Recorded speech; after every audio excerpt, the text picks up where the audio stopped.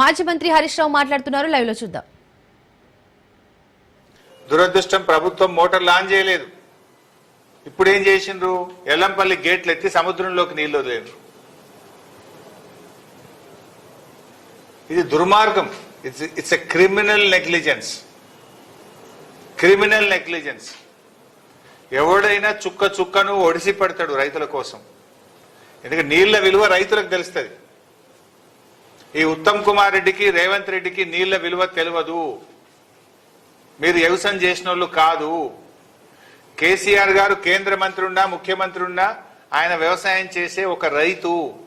ఆయన రైతు గనక ప్రతి చుక్కను ఒడిసి పట్టిండు, రైతాంగానికి నీళ్లు అందించిండు.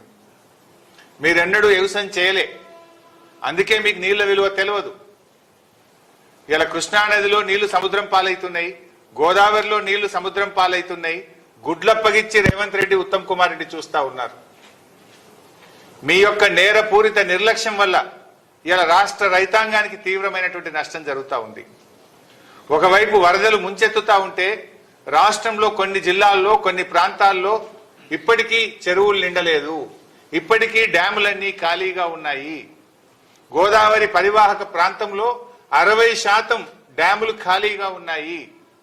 ఏం చేస్తున్నారు మీరు? ఎవరి కోసం పనిచేస్తున్నారు? బీఆర్ఎస్ పార్టీ మీదనో కేసీఆర్ మీదనో హరీష్ రావు మీదనో కోపం ఉంటే ఎందుకు రైతులకు శిక్ష వేస్తున్నారు? మాకు వేయండి శిక్ష, మేము అనుభవిస్తాం. కానీ మీరు మీ బురద రాజకీయాల కోసం వరద నీటిని సముద్రంలోకి వదలకండి, వరద నీటిని ఒడిసి పట్టండి, బురద రాజకీయాలు మానండి అని చెప్పి నేను కోరుతా ఉన్నా. ఇదేం చిల్లర రాజకీయాలు? అరే కట్నింట్లు లెక్క పెట్టె పొయ్యి లెక్క రెడీగా మోటార్లు, కాళేశ్వరం మోటార్లు ఉంటే కాళేశ్వరం ప్రాజెక్టు కూలింది అని మీరు చెప్పిన అబద్ధాన్ని, మీ గోబల్స్ ప్రచారాన్ని నిరూపించడం కోసం ఇలా మోటార్ లాంచ్ చేస్తలేరు. మీరు చెప్పిన అబద్ధాన్ని పదే పదే చెప్పింది. ఇలా నీళ్ళు వస్తే మీరు చెప్పిన అబద్ధాలని ప్రజలకు అర్థమవుతుందని కావాలని మీరు మోటార్ లాంచ్ చేస్తలేరు ఈరోజు. అరే ఒకటి నీళ్లు సముద్రం పాలు చేస్తారు. నేను వారం కిందనే చెప్పిన, అరే మంచి ఫోర్కాస్ట్ ఉన్నది, వర్షాలు పడబోతున్నాయి, మోటార్లు ఆన్ చేయండి, నింపండి అని చెప్పిన.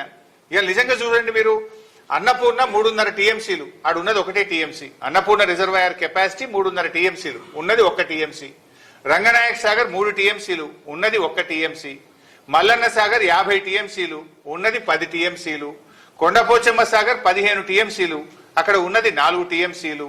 బస్వాపూర్ 12 టీఎంసీలు, అక్కడ ఉన్నది 1/2 టీఎంసీ. ఇవన్నీ నింపుకోవచ్చు కదా. యాసంగి పంటకు బ్రహ్మాండంగా నీళ్ళు ఇవ్వచ్చు కదా. ఎందుకు నింపవు నాకు అర్థం కాదు. నీకు ఏం అడ్డం వచ్చింది అని నేను అడుగుతా ఉన్నా. కాళేశ్వరం కూలింది అన్నాం కదా, నీళ్ళు నింపితే ఎట్లా?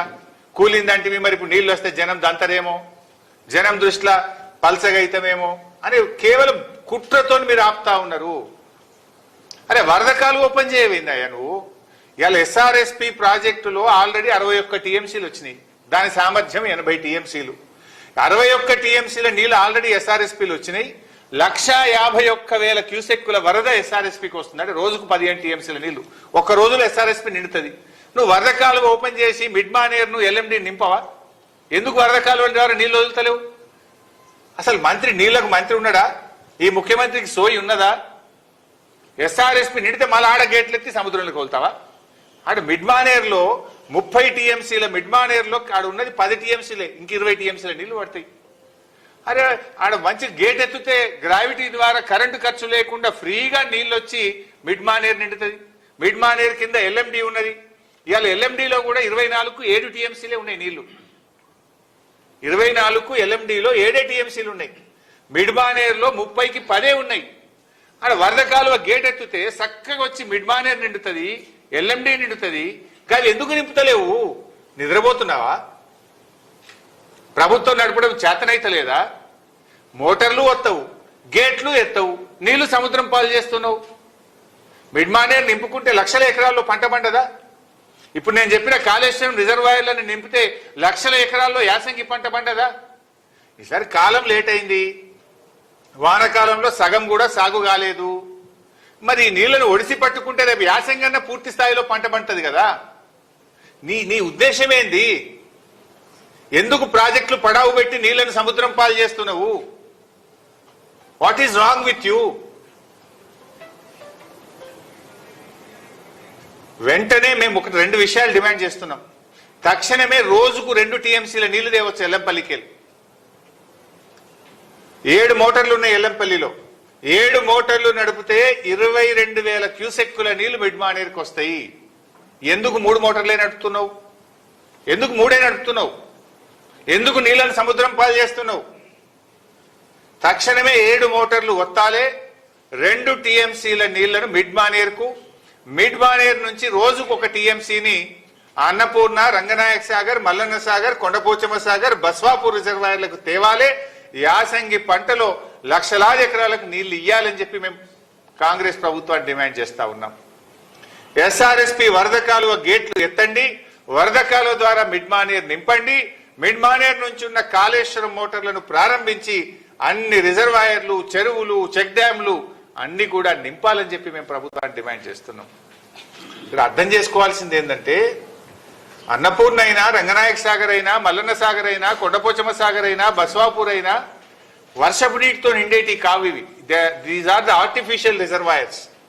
ఇవి మోటార్లతోనే నింపాలి, వర్షపు నీటితో నిండవు. ఇది నింపి పెట్టుకుంటే వానకాలంకి ఏమైనా తక్కువ పడితే వానకాలంకు వనికి వస్తుంది, లక్షల ఎకరాల్లో యాసంగి పంట పండుతుంది. పోయిన యాసంగిలో 5 లక్షల ఎకరాల పంట పండింది. మరి ఎందుకు ఆపుతున్నావు? అరే కళ్ళ ముందు నీళ్లు సముద్రంలో కొదలబట్టి ఏం గోసపెడతావు? రైతుల్ని ఎరువులు ఇయ్యక గోసపెడతావు, పంటల బీమా లేక గోసపెడతావు, వ్యవసాయ పనిముట్లు అంతకే అసలే ఇయ్యవు.